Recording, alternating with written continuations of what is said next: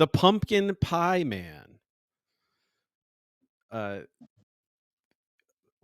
other terrifying tales. I don't want to leave out the other terrifying tales. A lot of fun. That's how I would describe, even though it's very awful. I say that sometimes. I say, "Oh, I had a lot of fun with this," but I'm like, "Well, I don't want to mislead people. Right, It's right. full of horrifying things, but I find it fun." Yeah. This is you release all these stories separately, right? And then now these are all been collected. Some of them have been on Amazon, and then some of it also been in different anthologies as well. Okay. And Yeah. then this is your first collection, right? Yes. Yes. Okay. All right. Yeah. Excellent.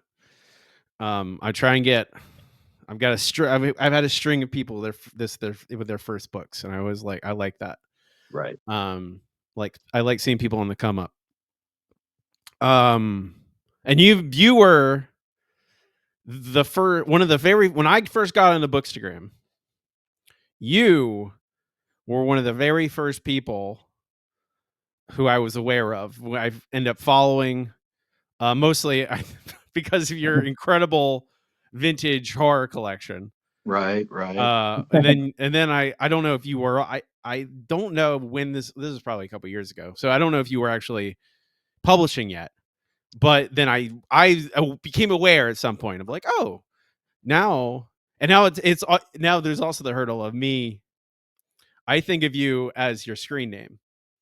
Oh, Uh, the horror. Yeah, yeah, horror the novel. horror novel nut. That's what Yeah. I think of. And you're not the only one. There's other people who are like, I have to like transition away. That's not who that's it's Jason. Right. Yeah. Yeah. He's an author. Um, but I don't know these stories, and like I think people who know you from initially because of all those vintage horror books you put on your Instagram, which that collection. Every time I see you, just casually, or like you have this array of incredible books, I'm just like, oh, I want them so bad. It's I think it's appropriate, honestly, because your stories I feel like they carry that pulp tradition. Right. Right. Do you think of it that way? Like they are carrying that pulp attitude that all those vintage horror stories have? Yeah, I try to do that when in my writing. I try to have a um an old school feel to it, vintage feel to it. That's why some of my stories kind of take place, not necessarily in modern day or whatever, but yeah, I try to do that. That's why I like to write that kind of stuff. Yeah. Yeah. It I I don't know. Pulp gets a bad rap Mhm. sometimes nowadays from people who like things which I'm not against necessarily. I think I am against terms like elevated horror. Right. Uh I don't Horror is broad, and I think even at its low art pulp, or like there's still art and beauty in it. And I don't like this idea that, oh, good horror is elevated. I'm like, I think even the most elevated horror needs to have a foot Yeah. in the EC Yeah. Comics, in Yeah. vintage horror paperbacks. It needs Right. to have a little bit of that in it at all times, or otherwise you're kind of losing track. It needs to be a little, I don't know, gross, I would Mhm. even say, which is Yeah. something certainly a lot of your stories carry. Feels like a little bit like Mhm. you. I don't. Do you? Is that just happen? Like when there seems like every time I was reading every story, and there's a little moment. There's always these little moments where I'm like, feels like you sprinkle in a little bit of extra grossness, like you're really hammer at home. Is that all purposeful? Yeah, I think so. I think that's where my mind ends up going to, you know. So yeah, yeah. So It's I like it. I mean, I'm not. It's me. Like it's the same. Like I don't know. I was thinking of the story I'm working on right now. There's a moment where it's a riff on Moby Dick, so it's about this old whaler, right. and he uses whale oil every morning to give himself a rub down. He's old and broken, and so he uses oil And I'm like, and there's a moment, it's like the very first chapter. I was thinking about it. And I think even reading your story, like reading all these stories for the podcast, reading your stories, it's like, do I have like my instinct is like he's gonna rub all over his genital. He's gonna rub on the crotch. He's got to dig in there with whale oil because it's gross. It's like Right. it has to be gross. Like it has to be like, and it's human, even Hmm. that grossness. Um, I don't. I have questions about these stories that Okay. I'm wondering how much you know about this, like, or how much you are leaning into this stuff or not, because I notice trends. Right? Like whenever I'm talking about collections, it's like I can highlight certain stories, which I will do, but I look at the stories like as a whole and look at from one to the other, pops up. And there's so many, not all of them, but a lot of your stories involve family members kind of cannibalizing, basically, like not always literally cannibalizing, though sometimes it is literally cannibalizing, but attacking each other for some reason or another sometimes. And oftentimes it seems another thing that rises is people sacrificing a loved one to an entity, to some greater power, to save themselves, right? To be selfish, to be greedy, to save themselves. Instead of that, inherent thought of what family is, oh, I'll self-sacrifice. Mhm. I would happily die for my son. I would happily die Right. for my wife. Yeah. Right. Yeah. Um, is that I would say, like, if it was in one story, I'd be like, "Oh, that was that way that one story took you." But it happens a handful of times, and I'm like, "Were you conscious of all of that? Was that just like it just keeps arising in you? Is there a reason you can pinpoint?"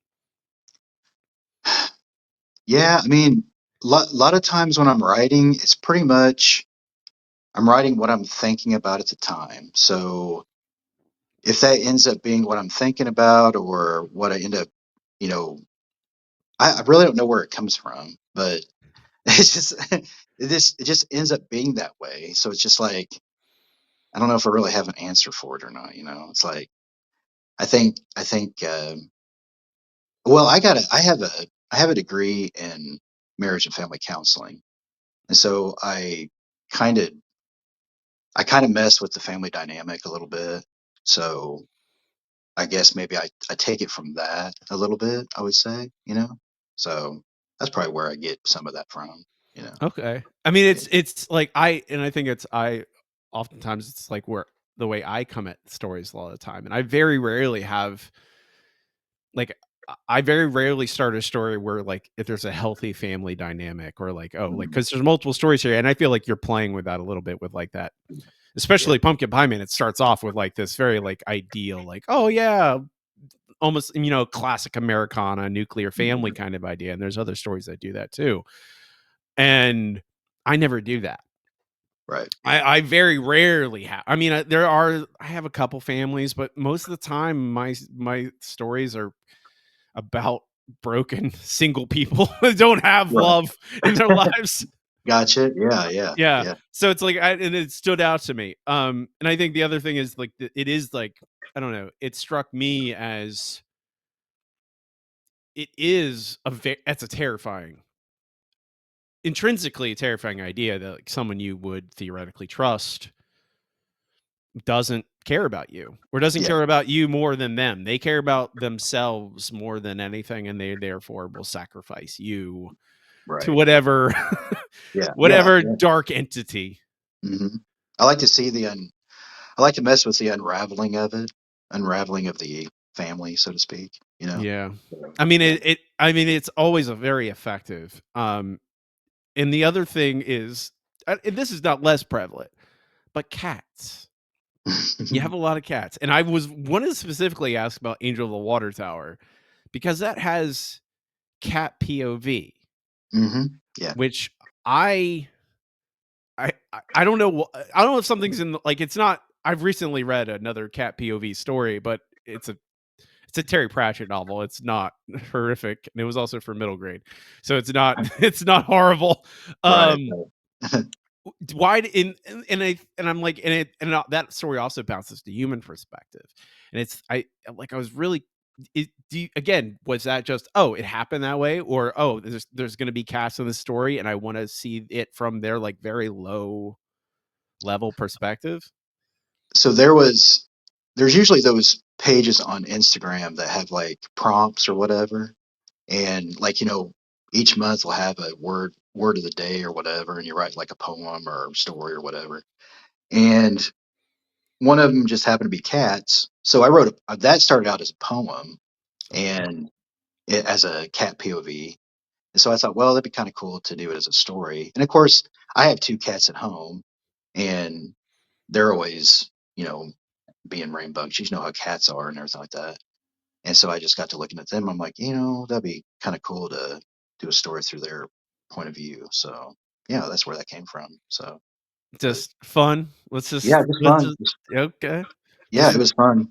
I mean, okay. I mean, I, I really liked it. I thought like yeah, it really it caught me off guard, honestly. Like yeah,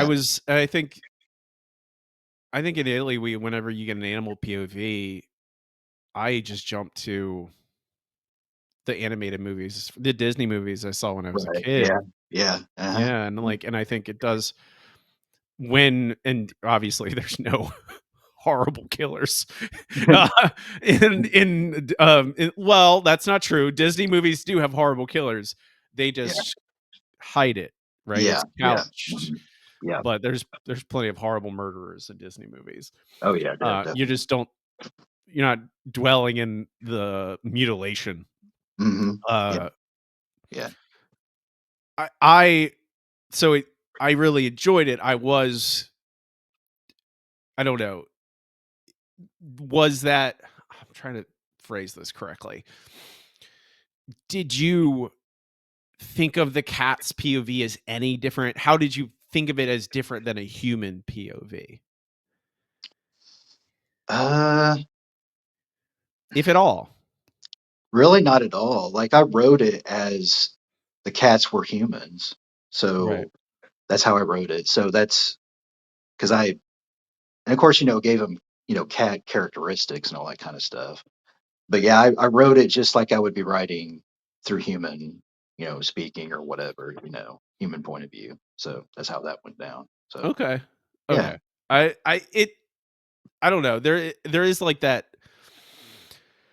I don't know. There's sometimes when you read weird POVs, certainly sometimes it's aliens or an yeah, animal, and they like write stylistically very, very different than what you would get in a human yeah, perspective. And yeah. I always bounce back and forth.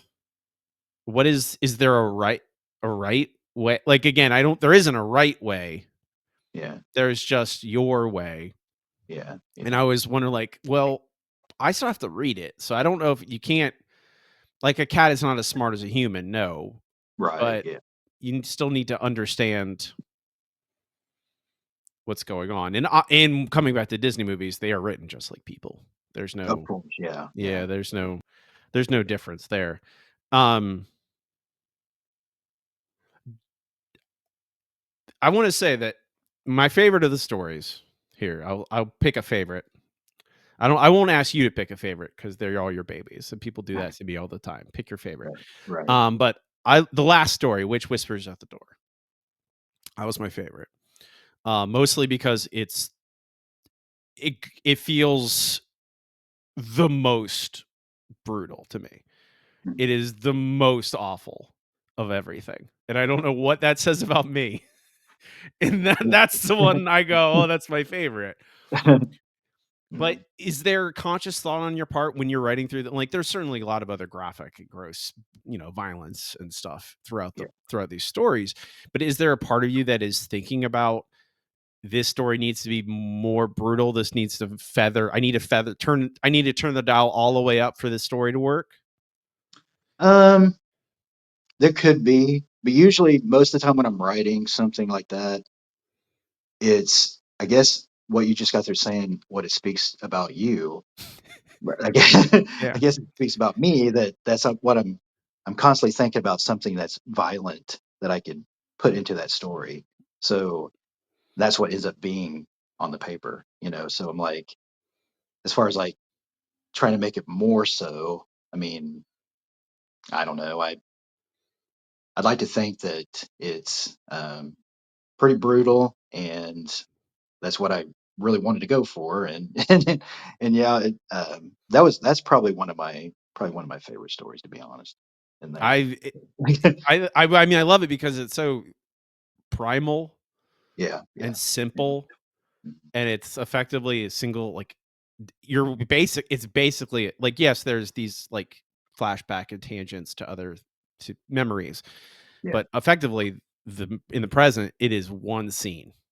yeah, You're literally watching one scene, and it's the scene. I don't know, I yeah, felt that and I don't know, it gets to that root of I don't know, I and like a lot of the other stories, like, they play with family dynamics, this I feel like gets mhm, to the deepest part of it, where it's like, how far would you let someone you love how far would you let them go before you what if you couldn't stop them? I yeah, that yeah, mhm, I get I think that also speaks about something to me.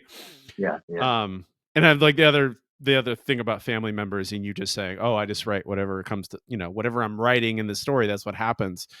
Do you know the band The Decemberists? What You is know it? the Decemberists? No, I don't. Okay. They're an indie rock band, got Okay, famous in the late 90s into they're still around. I okay, still like them a lot. Very like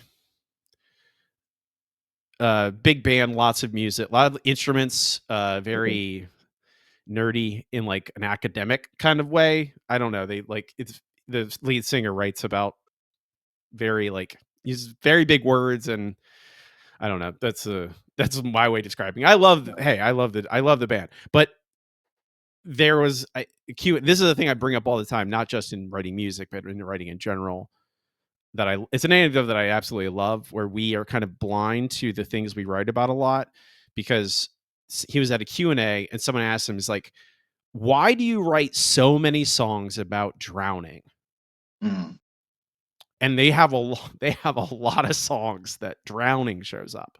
wow. And he was like, he was like, oh yeah, I do that, don't I?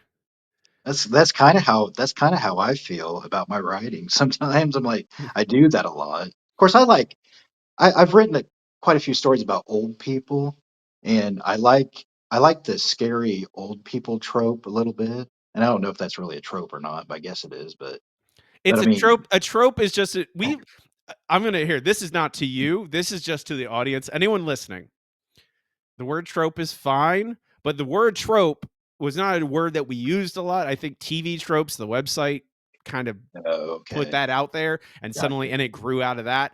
But Yeah, is a trope is just a story shape. It is just a thing that is used in stories. gotcha. And before the word trope exists, before the word and meme is another one. Meme means Okay. something very different now. Meme means like a funny image we find on the internet. Yeah, But yeah, meme is the same. It's just an idea. yeah.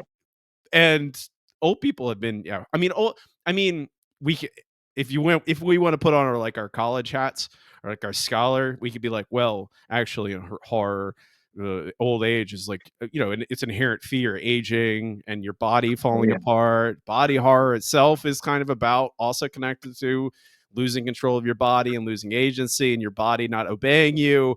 And yeah. old people are just, they're just represent, and also like when you're young and you see like in like what is it, The Shining, Hmm.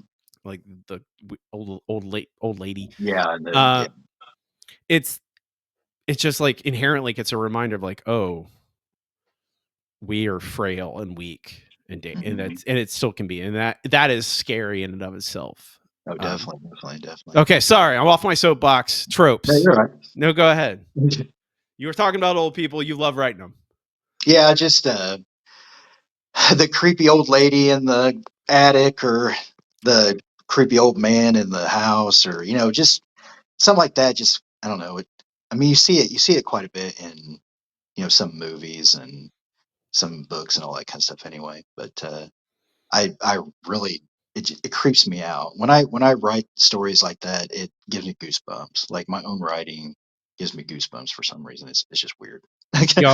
You're just chasing things that scare you?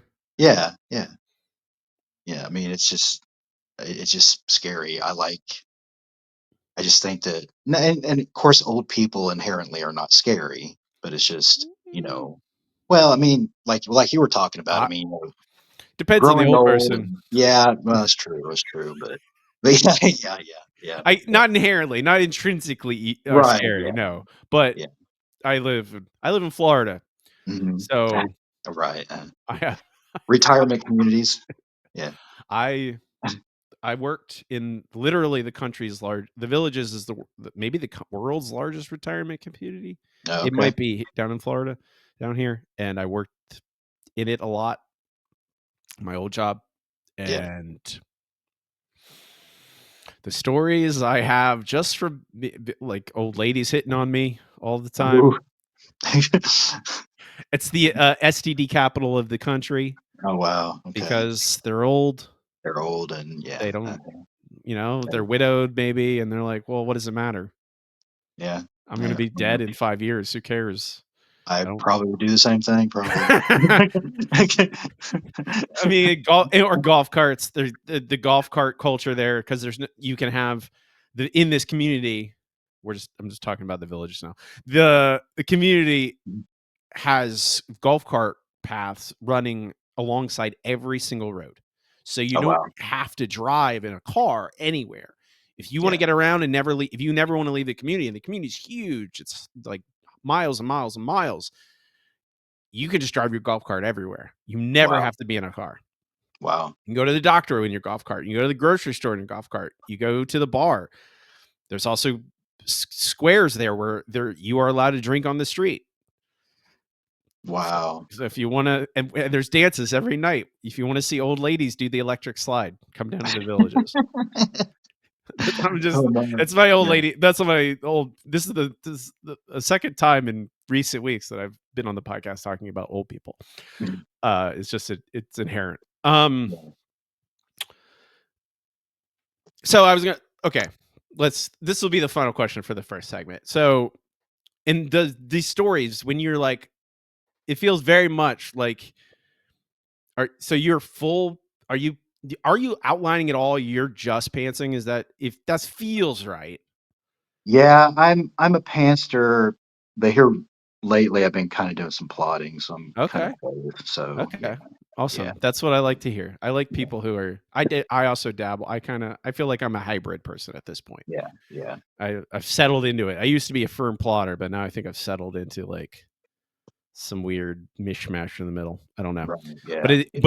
is that do you think that's gonna has you discovered any changes in your writing as you've been moved to more plotting? I think as far as, like, getting more detail and stuff, that kinda thing, and I think the ideas kinda flow a little bit better when I plot, you know? You have that 'Cause structure? I'll yeah, the structure thing. Because I think with pantsing, I just I'm just kinda there. Because when I do that, I'll just sit in front of the screen and be like, you know, and then all of a sudden something will come up, but at least with plotting, you're kinda I got kind of an outline going, and so that kinda helps. So, Okay. yeah, yeah. All right. Well, aside from my tangents about old folk, uh, I really enjoyed Pumpkin Pie Man. I appreciate it. If yes, everyone should go get it, uh, and discover the horror of family members sacrificing you to evil entities. Various evil entities. So even though there are that's the other thing. There is like it feels like you were building a little I don't know, you keep coming back to the same towns a lot of the time, like referencing the same settings, which I do Yeah, like. yeah, I like that it feels like almost out of time. Like yeah, it's set in 1985, but this town yeah, yeah. anywhere USA gave me that feel. Pretty much, yeah. I I like the small town horror. I was gonna Yeah, say yeah. another thing I don't do that much of, honestly. I do a little No, bit. I yeah. mean, I write so many books. I lose track of whatever the things I actually have written. Um, we can move on to our next segment. It is time for the second act, which is broader bookish questions, Q&A stuff. First question is from my last guest, J.R. Blaine's, and I'm going to ask you for a question for my next guest at the end of the segment. Okay. So you can So you go think of a brainstorm, question. let it Okay. stew. It can be about literally. It doesn't have to be a writing. It can be about Okay. anything. Okay. My Wendy Dalrymple was on the show with Grace Reynolds a Yeah. couple weeks ago in an episode that's not yet aired, and she asked about her question was about soup. So you can also ask. You don't ask about soup. We already did a soup question, but it could be about sandwiches. Okay. The question is, how do you come up with character names? Do you have a system to come up with character names? And as you're working through your drafting and then your editing, whatever, do they change? Do you adapt names as you go? I use a lot of times my names come out of my head, but just come out of nowhere. But at the same time, I'll use street names. I'll use names that I'm familiar with. There's a lot of street names in some of my stories that are actual street names where I live at and where I've lived before and that kind of thing. So I kind of draw from my from what I know as far as that goes. So and names as far as names, there some of the names have been people that I've known or and a lot of times it's just something come right off my head. So yeah. And when I'm editing or going through the drafts, I usually don't change anything. It stays the same. So yeah, I mean, it's since you're writing a lot of small town horror, yeah, you want you don't want it can't be weird, too weird. It has to right, feel yeah, yeah. Has to feel kind of authentic. lived in. Lived I in. Yeah. Yeah, Mhm. and there's also I don't know. This is an anecdote that may have made the podcast before. I forget what I've said on air, but I get made fun of sometimes from my friends because I use normal people names too often. Oh yeah, yeah. I do. Characters. I don't. They're supposed to be. They're supposed to be every people. Like they're everymen. Yeah, yeah, they're gonna be named mhm, Mary. They're gonna be named John. I'm not yeah. gonna name someone like some fantasy ardent or Kianth, or I don't know. I was just reading a book that had that name in it. Kianth. Kian. It's a fantasy book, so that makes perfect sense. Yeah, But I'm not if I'm writing my low to the ground horror novel, I am not going to use yeah, yeah, fancy names. yeah, It's going to be Trevor, yeah, Tyler, yeah. Bill, Well, the pumpkin pie man's name was what? Tom Wilson or Tim Wilson, one or the other. Tom Wilson, which I was Yeah. like, "Oh, the guy from Back to the Future?" Yeah, Who was yeah. he's very funny. I don't know if anyone out there hasn't seen his stand-up stuff, he's actually he's that's he I does he that's what he does now, I guess, Okay. alongside. Okay. I think he still acts a little bit, but I think largely he tours and does like Yeah. stand up. Was He's he the very one that played? funny. Was he the one that played Biff? Biff, Yeah, yeah, Biff. that's That's right. That's Biff. right. Yeah, yeah, Tom Wilson played Biff. yeah. He That's right. looks. I mean, it's 40 years later, he looks exactly the same. Oh So yeah, definitely, yeah. definitely. Yeah, yeah. Um, people ask. He has a song about his experience in Hollywood, and it's very funny. That's very good. Um, the question I start with every guest after the fancy custom question is, who's the writer more people should be reading? Bentley Little. You ever heard of Bentley Little? I love Bentley Little. I love Bentley Little. I've read 10 of his novels so far, and it's kind of everyday horror stuff too. Like it's just I think he's underrated to be honest. And not a lot of people I think are aware of him maybe. I mean, he's got some notoriety, but I mean, he'll take like the most mundane thing and make it horrific, you know. So going to the BMV or the mailman or the store, even it's just you know. So I absolutely love him. Yeah, he's probably one of my favorites. I Now that you say those words, I get it. It's all clicked into place. I like Bentley Little. Yes, exactly. I see it. I see the through line.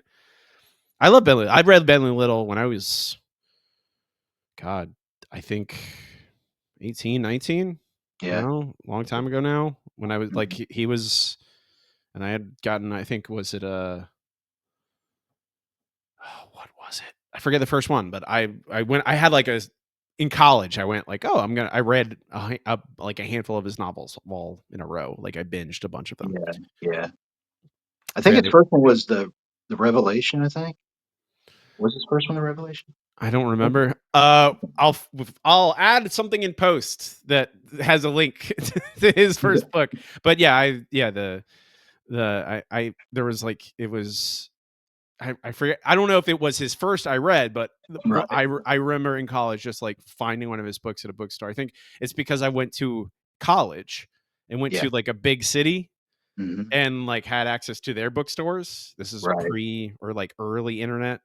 Yeah, yeah. Um, and I went and I found the horror section and I went, Who are all these people? Right, right. I didn't like, it's not Stephen King, it's not Clive Barker, it's not Dean Koontz. Who are Yeah, these people?" yeah, And then I read a bunch of them and he was one of them. yeah. Um, and yeah, if you're not, I don't know. Am always, I don't know. I guess I'm a little hypocritical because I'm always like, hey, go read new books. But like, there are a lot of those hidden people. I feel like people like Bentley Little are getting their respect now. Yeah. They're getting their flowers. Maybe didn't get them like it, and I think a lot of people existed in that space that kind of were not unknown, Right. but not Stephen King. And I Yeah, yeah. think and I think those people are starting to come back around. I don't know, another's like a Robert McCammon, another guy who's Yeah. like I love incredible Robert. writer. Yeah, yeah, And I think nowadays people are like, oh yeah, everyone should read McCamick and everyone should read Bentley Little, things like that. I think yeah. those are the names. Like it's that era, right? Of like Right. 90s into the like it's like kind of like post really big vintage art the like of the late 70s and early 80s when King kind of and that all those people blew up and then kind of like I don't know. I need I'm sure there are like histories. I know like Paperbacks from Hell kind of talks about it, Yeah, yeah. but I I feel like there's more to plumb. Maybe I should just read Paperbacks from Hell again. I love that book. It's great. I mean, obviously, yes. Like you're but yeah, Paperbacks from Hell is so interesting. And Yeah, like yeah. the, I don't know. I think Mm, publishing learned all the wrong lessons from that era of horror. yeah, Where yeah. I complain about publishing enough on this podcast. Um, what was the last book you read that evoked a visceral physical reaction? Swan Song by Robert McCammon. Okay, there you go. Yeah. Swan Song. That actually made me cry. Swan I And mean, it's a. I think people recognize Swan Song nowadays, yeah, like yeah, as a great book. But yeah, it is. If you haven't read Swan Song, go read Swan Song. yeah. Uh, let's see. What was your gateway horror media? What got you into horror in the first place? When I was, let's see, 7 or 8 years old, I remember mom and dad renting a VCR because you could rent VCRs a long time ago, and we get some movies. Well, one of the first movies I watched was a movie called Let's Scare Jessica to Death. It's 1971 horror. And I remember my mom saying that she loved that movie so much. And it's psychological horror, but that's what got me into a lot of that scary stuff. I like a good psychological scary horror story. I mean, I'm okay with the gore and all that kind of stuff, but a good ghost story, a good psychological scary type mind screwing type thing Hmm. story, I like that really well. And that was one of them, I think. But that got me into a lot of horror. Started out. VCRs. Now, kids, listen up. VCRs were were boxes that you attach to your television, Uh-huh. and then Yeah. you put another box inside of it so you could watch a movie. Yep. Yep. Hmm. I mean, there's literally are. I have friends who are teachers, and they're literally our kids. Like they don't even know what a DVD is. Like, Right. Yeah. yeah, Yeah. like why would they? How would they know what the VCR is? They don't even know that. Hmm. Hmm. Um, the big clunky plastic. Hmm. I mean, Yeah. I don't think we ever rented a VCR. when I was a kid, but we definitely Yeah. rented game consoles. Oh yeah, We yeah, definitely did that. I remember yeah. begging to rent consoles before my dad, or when we had no money, so that's the only way I could ever That's play, yeah, like, a yeah, Super Nintendo or something. yeah. Um, what's the best piece of advice you followed? Best piece of advice I've followed. Let's see. There's been a writing. Let's see. Just basically writing at your own pace and don't worry about everybody else and how they're writing. So, because I tend to compare myself to everybody else, and I'm trying not to do that. So, so yeah, It's very hard to do, yeah, it's very hard to do. So, yeah, especially nowadays with social media. yeah, And I mean, it's part of, I've talked about this on the show before, but it's very much, it's part of, I want the show to be an honest portrayal of being a writer, being an yeah, author. yeah, And it's sometimes it's great. Sometimes yeah, you put out work and people love it, and you get messages from basically strangers saying that they read something you wrote and they loved it, and yeah, you're like, yeah, "This is crazy. This is incredible." And then yeah, other days, it's not so great, yeah, where you're like, "Oh, this other person who's 10 years younger than me is getting this. yeah, They have yeah, this deal. They have, oh, they put out this. Oh, they have this recognition. Oh, they won this award. right. They Mhm. have, here's them in a picture with Joe Hill or Paul Tremblay or Yeah, whatever." yeah, And you're yeah, like, am I behind? Am I too right. slow? Am I dumb? Did I do something wrong? Yeah, No. yeah. No, No, you didn't. You're no. fine. Everyone, you can't be them. Yeah. Literally, it's impossible. Well, It's that's why we're individuals, you know. Yeah. So, it's the what is it? Comparison is the thief of joy. That yeah, whole thing, right? yeah, definitely. What's a word you hate? Oh, gosh. Uh,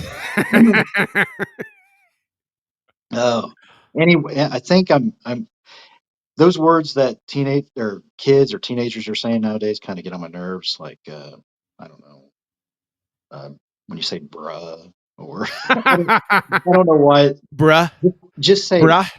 yeah, just say brother. Or when you say sus, just say suspicious. Like how much extra would it take to just say suspicious? No. I don't. They Was it? their brains haven't formed enough to do that. That's Yeah, the problem. That's when pretty you know much. you're getting old. You're like, what are these children? I don't understand anything Yeah, they say. They're just yeah, they're speaking a different language."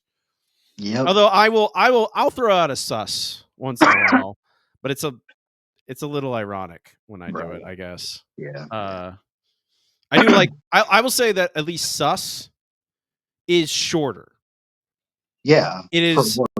than suspicious. Yeah, When people use a slang term that means a different thing, but it's to like shorten the word, but it ends up being the same length of the word, that's when I'm like, what are we doing? yeah, yeah, I'm like, I don't. So at least sus is like, well, it's a short way to say someone's, they don't trust them. But yeah. I think that, I mean, if we want to crank into sus its origin, I think it started because of that video game Among Us. And in Oh, Among yeah, Us, yeah. you're typing, so you have to type quickly. Oh, So gotcha. you put out a short little, and Oh, that game's it's basically playing The Thing. Like, it's a hidden roles trader game. You're trying to figure out who the alien is. So okay. So see, that makes sense to me because I've never played the game. So I mean, I'll I've only watched people play it. yeah, It was yeah, not, I'm past the point where I play games with other people. I play games by myself, locked in my cave. yeah. Um, we'll do one more question.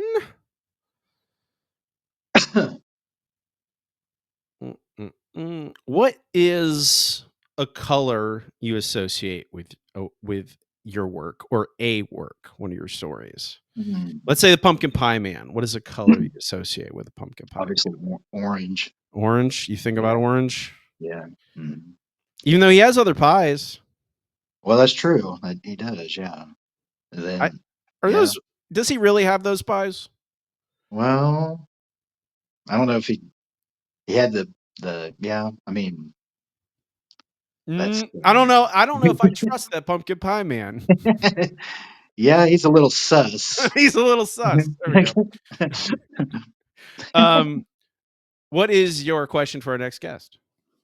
uh, let's see. Um, is there a difference between generic cereal versus brand name cereal? I like that a lot. I immediately have an opinion about it. So it tells me that I like that kind of question. I'm immediately like, yeah, there's a okay. Yeah. Mhm. We'll see if what the guest thinks about it. Some people love the oddball questions, the non-writing questions, and other people are like, Right. what do What do we you mean? Yeah. I don't well, it's my show. Get on board, man. Right. If you don't want me asking you about cereal, go on a different podcast. Right. Yeah. Definitely. My answer is brand name absolutely matters. Oh, I love brand name. Brand name, it's yes, you're paying extra.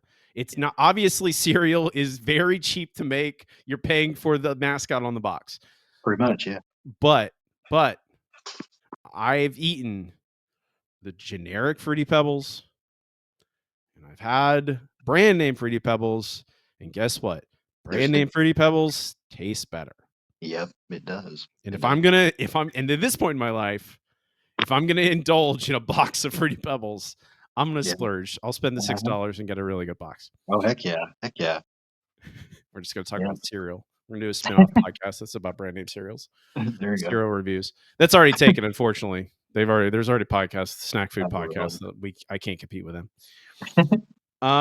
That's it for the second act. Now it's time for the last part of the show. It's time for blood.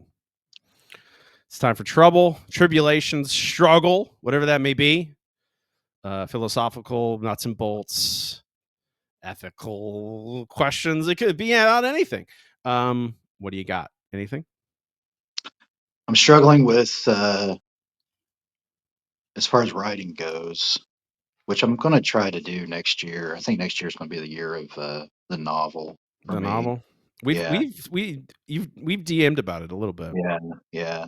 I've had kind of a hard time writing a novel. Yeah.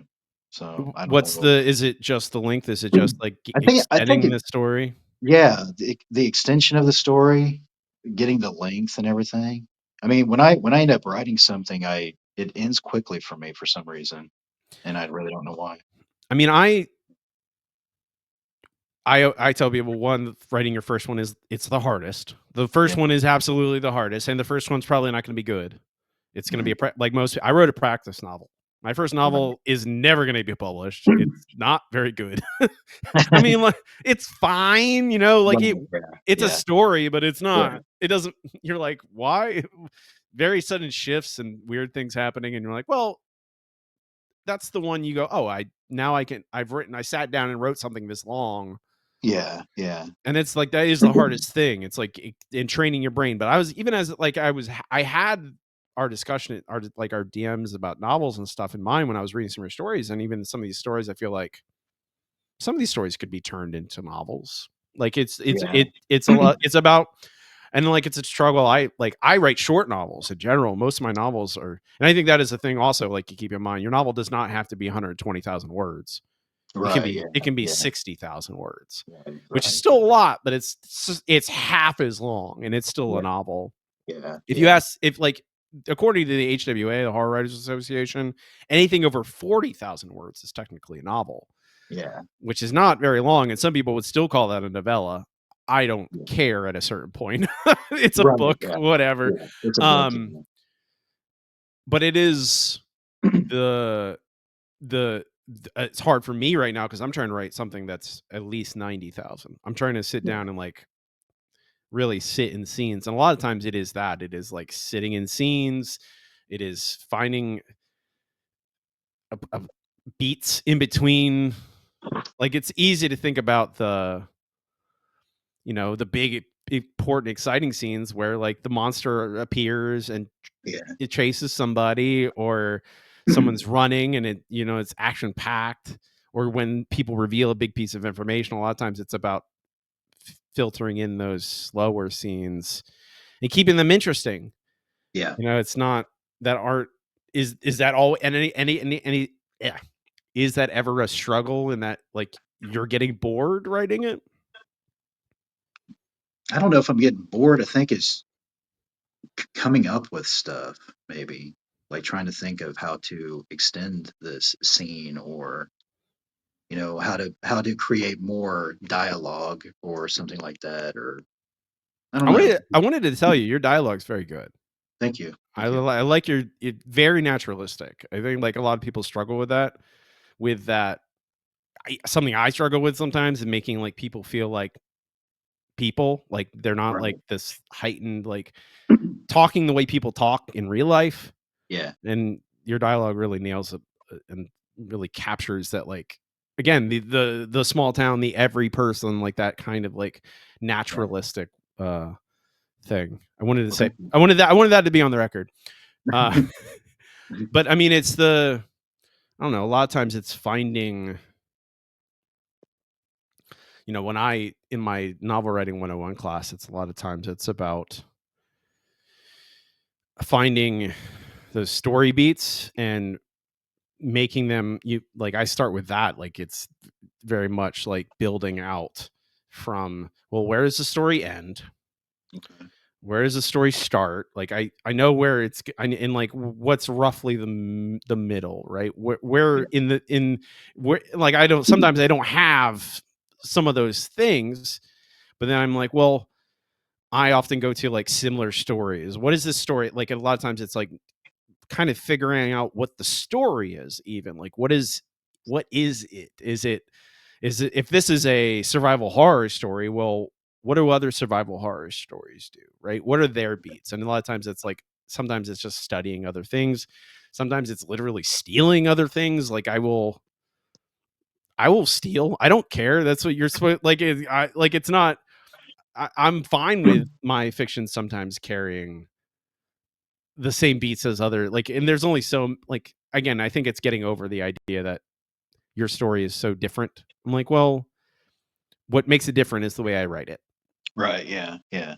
Yeah. Uh, it's the and sometimes it is, sometimes some stories, like, this is the hardest thing, I think, and that I struggled actually how to describe it in my, like, my little seminar, is some ideas are intrinsically not really novel length, and knowing that which is which is really hard Yeah. at times. Like, sometimes it's very easy, like, oh, well, what's the interesting thing about that, right? And to not just to a reader, but to you.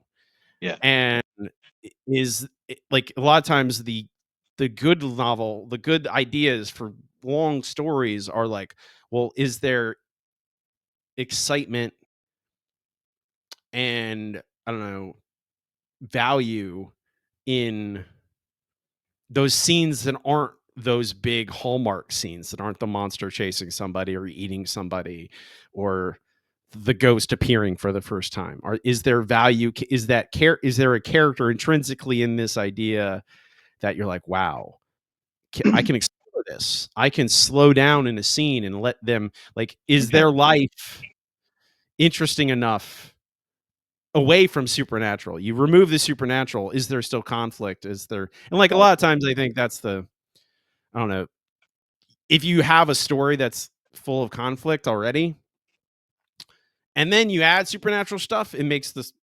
that gets you a novella at least, because Yeah. then Yeah. you're like, well, you tease out what's the source of the supernatural thing. You, Yeah. like, a lot of times I tell people, like, well, you have write a character that's an investigator of some sort, right? You want a person who's a problem solver, and they don't. And I try not to write cops anymore. I try and make them journalists or private eyes, or something that's Right. not a law enforcement but Yeah. can. There's nothing again. I don't, you know, Right. that's just me being an, sensitive to propaganda, as it is called. Hey, Um, propaganda. propaganda. I'm not gonna lecture the good listeners at home about it, but go look up propaganda, guys. If you most of the listeners probably already familiar with propaganda. I know my listeners, um, and they have to investigate the thing, and so they need to go find out what it is, and like you have Yeah. to. I don't know. It turns into yes, I am. You have to kind of defeat the idea that you're writing filler. Yeah. Yeah. You're not Yeah. writing filler. You're deepening the story. You're Yeah. making people care about what's going on more. And that, like, it's the inherent struggle, especially now that I'm writing this long thing here to complain about my own work in progress. It is when you sit in a story, sit in a chapter, sit in a scene for long enough. What, what is, how do you add more words and keep it just as dense? And Hmm. keep it just as interesting. Not Yeah. necessarily exciting. I don't know if exciting is the right word, but compelling, I guess, is probably the actual right word. Gotcha. Yeah. Yeah. What's the longest thing you've written? Longest thing I've written two, I guess you would call them novellas, Starving Alice and Under a Bleeding Bed. They were both a little over 20,000 words. So Okay. I don't know if that's considered a novella or not. I think it is. I think there's technically it's again HABA rules that be long fiction. So Yeah. technically that's a novella, even though people now use the word novelette, and I'm like, I don't even know what you guys are talking about anymore. I don't Right. know what we're doing. Um, were those struggles writing those like 20,000 word ones? The Starving Alice was kind of a struggle, but because it took me a while to do. But after I did that one, Under a Bleeding Bed seemed to go fairly quickly. So yeah, I I mean think that's the I idea was just there, you know. I mean that's the thing is I think you're you're right there, and it's like you just yeah. I have another friend who's on also been on the show, Josh Ginsburg, who's the similar. He's just released his first collection. And he's like, well, I'm trying to write a novel, and I'm Yeah, like, and he's that push to like make a longer thing yeah, yeah. and it's one it's going to be hard like intrinsically it's like this is, and I'm just telling stories all day today but No, there's a comedian and do you know who Brendan Lee Mulligan is? I'll just ask. no, I don't. Okay, I didn't think you did. You and I float in different nerd circles, I think, but Brendan Lee Mulligan, he's a dungeon master, like one of the Okay. few like famous dungeon masters, but he's also an improv comedian. Very, very, very smart man. Enough when you hear him talk, you're like, wow, this guy's really smart. You're Mhm. like interiorly, you're like, this guy knows. He's so fast. Um, but he tells a story about taking an English class, a writing class, creative writing class, and there's this old lady who she talked like this, and she and it's a and the for and the she asked there, she's like, what is the hardest the first question she asked the class for day one, she goes, what's the hardest thing to write? A poem, a short story, or a novel? And Brendan goes to like us as he's telling the story, he goes, well, a novel. It's the Mhm. longest, so it's the hardest. Yeah. And he goes, novel. And she goes, no. And he's like, okay. Short story? No. It's a poem because it has to rhyme.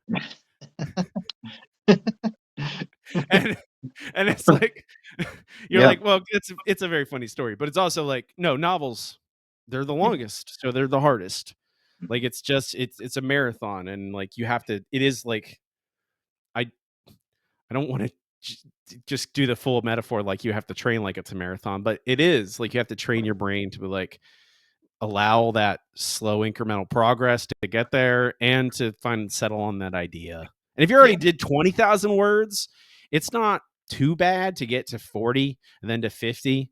It's not crazy. I would say 50 is a novel. And like 40 to 50 is like a weird nebulous space that you could call it whatever you want, I guess. Yeah. Um, but I don't know. It's that I don't my also tend to like I write generally I settle into like 60,000 word stories. Gotcha. But I'm trying to write something longer because I feel like it's a way to push myself. Like you say, like, oh, I want to write a novel. I want to push that. And like sometimes it's like, I don't know, settling on the thing. Yeah. Yeah. Yeah. Do you have an idea That's for it or are you still trying to figure that out? do what? You still have, do you have an idea that you want to make the novel or is it you're trying to find that? I have no idea what I want to write about, but I want to start next year. So, Right. yeah, I do want to start. I am thinking about starting in January. I don't know how long it's going to take me to do, but that's the cool thing about being an indie writer is that you're only limited by what by yourself. You know, you're not pushing another deadline from somebody else or a publisher or anything like Right. that. You know, it's on you. So, but even if it takes me, half a year or all year, I mean, that's what I want to do. So, I mean, it took me, my first one took me a year, I think, or yeah, like, or although the first draft took a year, took a month, but I did an NaNoWriMo novel. But to revise it took months and months and months and months, and like me yeah, yeah, figuring figuring things out. It took a really well. Now it's like, well, no, I know, I kind of know, but it is like it's like riding a bike. You have to learn when you got to get train those muscles, I guess. But it is also like find the idea that you really love yeah, yeah, because you're going to be working on it for a long time, and you're going to be reading it so much. You're going to be writing it for a long time, and it has to be something like I don't know. There has to really you really want something a character you really want to explore. You want to be with a long time. yeah. That those are like my all of my like bullet points for advice is always like make sure you really love it because a lot of times I think people flare out after 20,000 words. They're like, I don't like this. I'm going to move on to a new thing. I'm like, Gotcha. Yeah, I don't know. Sometimes, that's and good, that's or good stuff. well, I mean, even your first one, like just push. Like you're gonna probably there's probably going to be holes in it, like that you can see even as you're writing. Just keep Yeah, going. Don't worry yeah, about it. Patch them up later. yeah. It's it's I thankless mean, work. well, I mean, you're like all your. I mean, you're pretty prolific. You've written all kinds of stuff. So, I mean, you got what you got like 16, 17 novels out, or 17 novels now. yeah, yeah. Shopping on 18th that I might publish next year. We'll see. Wow. A couple more. I have like I don't know 5 or 6 manuscripts too that I haven't. Well, that's amazing. That's amazing. I I don't. mean, I thank you. Here, that's the thing I should do. I always want to dismiss people's compliments of me. No, thank you. That's the first thing I should really. say. But it's also like I'm, it's the and here this is a just randomly sparked in my mind. Some people don't ever write novels, Yeah. and they're not less than because they just write short stories. They only write novellas. They don't write longer things. Like there are you're not going to make any money probably writing only short stories, but that doesn't really matter. Yeah. For the most part, for the vast majority of writers, no one makes any money. Yeah. Yeah. Yeah. It's like that's a choice later on. Like I think there are people once you get an agent or something, there are you're gonna have to wrestle with the market likes novels. They don't like short story collections as much. Right. At Yeah. least like the publishing market, whatever that's worth. Yeah. I Yeah. was literally just thinking today, like I feel like because I read your book, this sparked in me. It's like there's a bunch of people, and I think my books appeal to some of the same readers Mhm. that publishing writ large, they've left them behind. Yeah. Yeah. They don't want to sell books to them. People who would like your stories, people who would like a lot of the books I write that are more pulpy, that are Mhm. more faster paced, that are quote unquote lowbrow, whatever, Right. low art, Yeah. stuff like that. Um, and I think publishing decided at a certain point, oh, we don't want their money anymore. Mm. I Yeah. don't know what it was. I don't know if it was a conscious decision or if they just moved the marketplace away. But if like it feels like this is the thing that comes up too, where it's like I read all these stories, all these books, and I think they're great. And I love them, and I have a lot of fun with them. And then you hear about the struggles people face trying to put them at bookstores or sell them to agents or whatever. And I'm like, these are great. Why don't? Oh well, because they don't meet kind of the shape and what you're talking about being in indie is like they don't meet that shape, Yeah. familiar shape of what would look in right in a bookstore, Right. in a Yeah. Barnes and Noble, and you're like, but and coming back around to your vintage horror paperbacks, there was a time where they did, and they Yeah. were, and there was a lot of them, and they did really well. They sold Yep. lots of books. Hmm. What changed? Why did we stop? Why did publishing move? And it's not just noir, but I think obviously we're going to talk about horror, but this, and then like there's a reason why all these subgenres, all these genres like horror, like, fantasy, like romance in particular, like where indie people have sprung up and find some success Yeah. finding readers because people still want it. Yeah. Yeah. Definitely. Definitely. Yep. I'm just on my soapbox today. I don't know what it is. That's all right, man. That's all right. We're running out of time. Okay. That's my fault. No, no worries, Blame man. No worries. blame me. It is again coming back to Serial. It's my show. That's right. Um, Before we go, where can people find you online, and where can they find Pumpkin Pie Man and all your other work? You can find Pumpkin Pie Man on veloxbooks.com. Let's see, I think you can order through Barnes and Noble, Books a Million, I think, and then I've got some stuff on Amazon, and then find me on Instagram, and yeah, that's pretty much what I use Instagram. So yeah, Horror Novel Nut 76. yep, the horror novel Nut 76. Yes, Yeah. yeah. And you can admire Jason's incredible collection of paperbacks and feel envious, want them so badly. Um, Thank you, Jason. I appreciate you being on the show. Hey, I appreciate you having me, man.